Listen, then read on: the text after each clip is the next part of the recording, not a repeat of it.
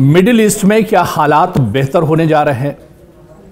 क्या मशरिक़ वस्ता में अब जंग का जो सिलसिला है वो थम जाएगा? क्योंकि ठीक 2 साल के बाद अब इस तरह के हालात बनते जा रहे हैं कि मशरिक़ वस्ता में जो एक लंबा जंग का सिलसिला चल रहा था वो अब थमने जा रहा है।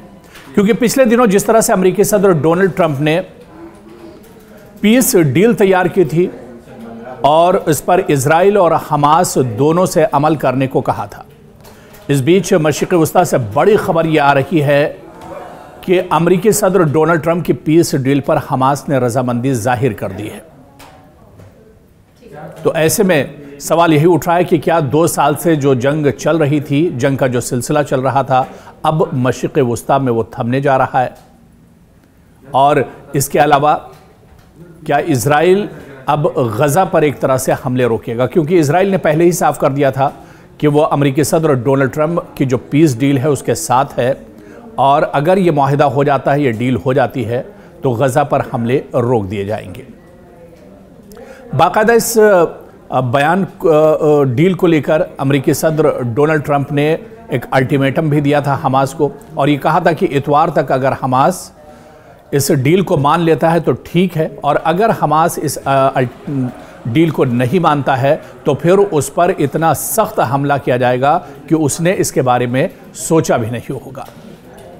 लेकिन इस बीच खबर ये आ रही है कि मशरिक़ वस्ता में हमास ने ट्रंप पीस डील एक तरह से मान ली है और उसने रजामंदी जाहिर कर दी है इस डील को लेकर। इस वजह से अब यह माना जा रहा है कि गज़ा में पिछले 2 सालों से जो जंग चल रही थी उसका सिलसिला अब थम जाएगा। क्या कुछ और इसके बारे में खुद अमेरिकी राष्ट्रपति डोनाल्ड ट्रंप ने बयान जारी किया है। डोनाल्ड ट्रंप ने खुद इसकी जानकारी दी है कि हमास इस डील पर एक तरह से राजी हो गया है। क्या कुछ अमेरिका के राष्ट्रपति डोनाल्ड ट्रंप ने कहा है, उनका बयान क्या कुछ है, पहले वो बयान सुना देते हैं और उसके बाद मशरिक़ वस्ता में किस तरह के हालात होंगे या हमास की जो रजामंदी है इस पर भी हम डिटेल में बात करेंगे। लेकिन सबसे पहले राष्ट्रपति डोनाल्ड ट्रंप का ये बयान सुनिए।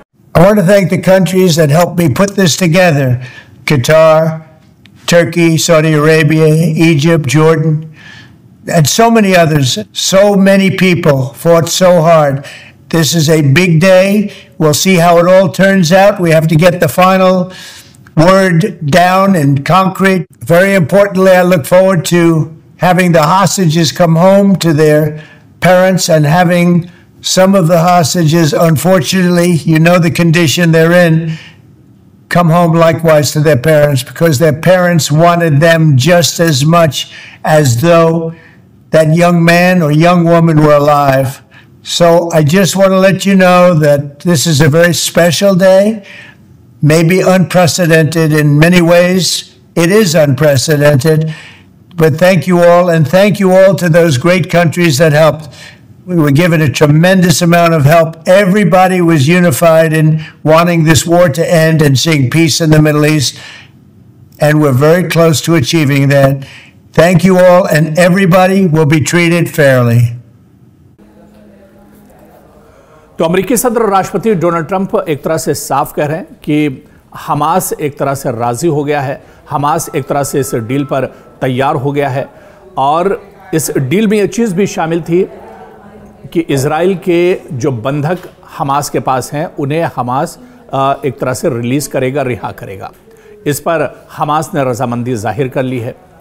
हालांकि इस पर अब इजराइल के पीएम नेतन्याहू का बयान भी सामने आया है, और नेतन्याहू ने कहा है कि वो पहले ही ट्रंप पीस डील पर एक तरह से तैयार थे, और अब जब हमास ने रजामंदी जाहिर कर दी है तो वो भी अब इसको आगे बढ़ाएंगे और गज़ा पर हमले रोके जाएंगे।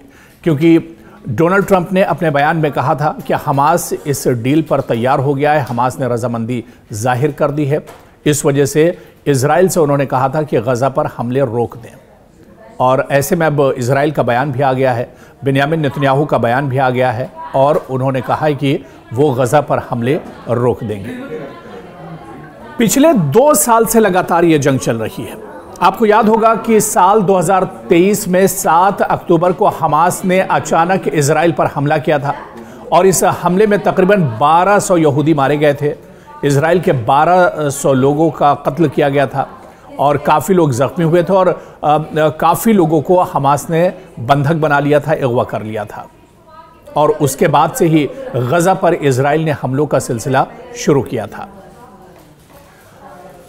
और इन हमलों का जो सिलसिला है वो दराज होते हुए तकरीबन 2 साल हो गए और इन 2 साल में गजा में तकरीबन 65,000 लोग मारे गए, जिनमें बच्चे, महिलाएं और बुजुर्ग सभी शामिल हैं।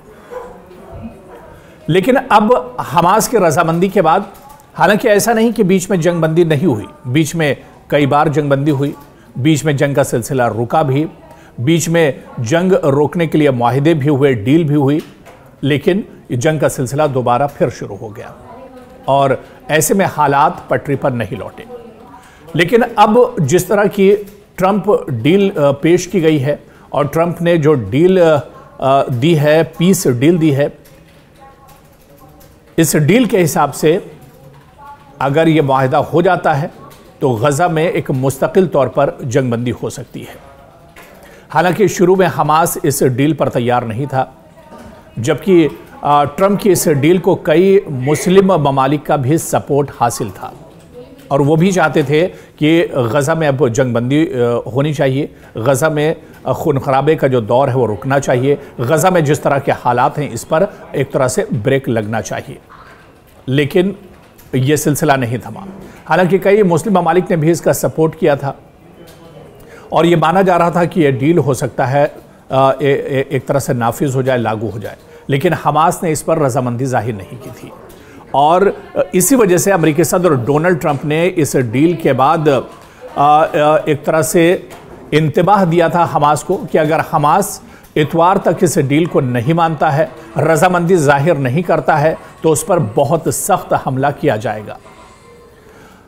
हालांकि गजा के ना के बाद, हमास के ना के बाद अब हमास एक बार फिर से रजामंद हो गया है।